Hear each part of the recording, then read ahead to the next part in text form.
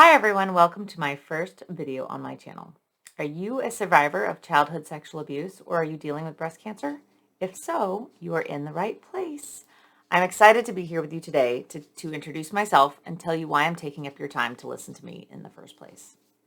I'm Janae Cherie. I'm in my mid-30s and was born and raised in California. I grew up in what on the outside appeared to be a typical all-American white picket fenced family. Of course, just like in the movies, the typical all-American white picket fence family is a lie. My father started molesting me when I was just 8 years old. A manic depressive bipolar schizophrenic, he was the epitome of chaos when he was in an unstable period. When he was stable, he was a self-absorbed abusive sociopath with no regard for anyone except himself and his own desires, who used, conveniently, the fundamentalist Baptist teachings of the church we attended as a tool of oppression against his wife and his children. My mother was, of course, the dutiful, extremely religious, oppressed housewife who asked how high when my father told her to jump, even so far as to watch abuse happen right in front of her without acknowledging that he was even in the wrong. At 18 years old, I moved out on my own. As punishment, my father refused to fill out any government form so that I could get financial aid for school or education. But I didn't care. I spent the next years of my life getting situated, and I was happy. I continued my education, I built my career, I met my first husband, and I conquered any obstacle that came my way. All the while this happened, I watched. I'm the eldest of 5 siblings, 2 brothers after me, and then 2 sisters. And at the time, my youngest sisters were in their early teens.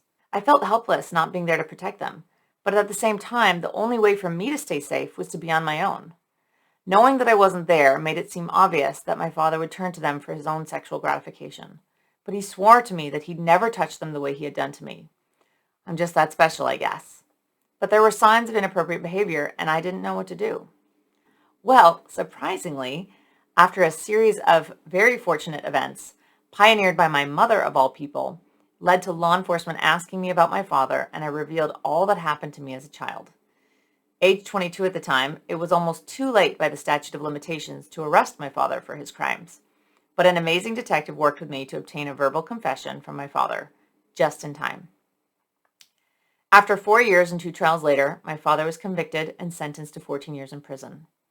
At the time, age 22, my ex-husband and I got custody of my 2 youngest sisters and were able to keep them safe away from our parents.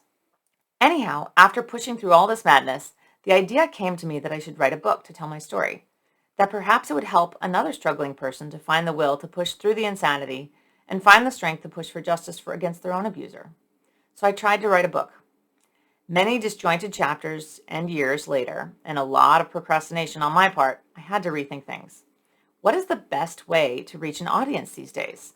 It's not through print most of the time, certainly not as a new and unknown writer.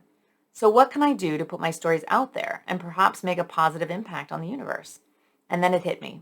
I need to make videos, like this one, to get out my story. One small story at a time with some humor and hope mixed in to reach the most people in the most effective manner.